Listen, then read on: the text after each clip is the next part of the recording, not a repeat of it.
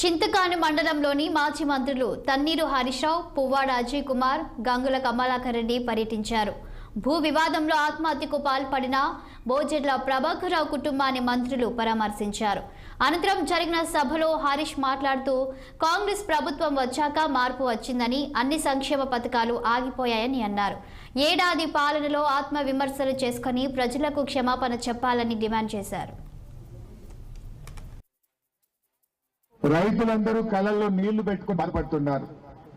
కేసీఆర్ ఉండగానే బాగుండే, కేసీఆర్ సార్ మళ్లీ రావాలి, కేసీఆర్ ప్రభుత్వమే రావాలి అని చెప్పి ఖమ్మం రైతులందరూ చెప్తా ఉన్నారు. కేసీఆర్ ఉండగానే మాకు బాగుండే సార్ అని చెప్తా ఉన్నారు. మళ్ళా వచ్చేది మన ప్రభుత్వమే అని ఖమ్మం రైతులందరూ కూడా చెప్తా ఉన్నారు. ఏమైంది? ఇలా మార్పు మార్పు అన్నారు. ఏం మార్పు వచ్చింది చెల్లె?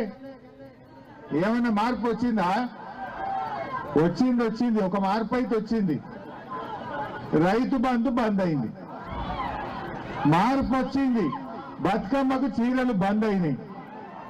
మార్పు వచ్చింది. సర్కార్ దవాఖానకు పోతే కేసీఆర్ కిట్ అయితే బంద్ అయింది. మార్పు వచ్చింది. గర్భిణీ స్త్రీలకు న్యూట్రిషన్ కిట్లు బంద్ అయిపోయినాయి. నా దళిత సోదరులకు దళిత బంధు బంద్ అయిపోయింది. మార్పు వచ్చింది.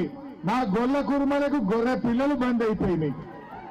నా బీసీలకు బీసీ బంధు బంద్ అయిపోయింది. మునుపట్లాగా 24 గంటల కరెంటు మార్పు వచ్చింది.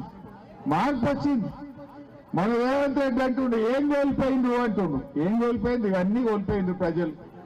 నువ్వు ఇచ్చిన ఒక్క హామీ అన్న అమలైందా? మా అక్క చెల్లెల్ని అడుగుతున్న మహాలక్ష్మి పథకంలో మీరిచ్చిన మొట్టమొదటి హామీ 2500 రూపాయలు ఏ చెల్లెకన్నా వచ్చిందా చెల్లె? మీ బట్టి విక్రమార్క సంతకం పెట్టి బాండ్ పేపర్ రాసిచ్చి ఇంటింటికి వంచిందా లేదా? నాకు ఓటైంది 2500 జీతం పడ్డట్టు 1వ తారీఖు